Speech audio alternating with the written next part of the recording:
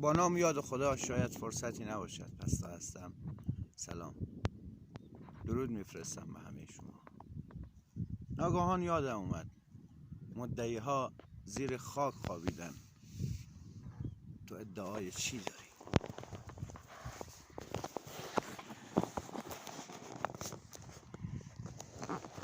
مدعی ها زیر خاک خوابیدن. تو ادعای چه داری؟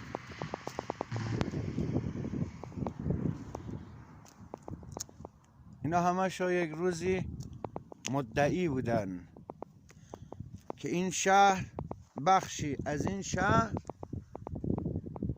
متعلق به آنهاست و بخشی از این املاک و زمین ها متعلق به آنهاست. اما امروز با تمام ادعایشان در سینه خاک نهفتن. باز هم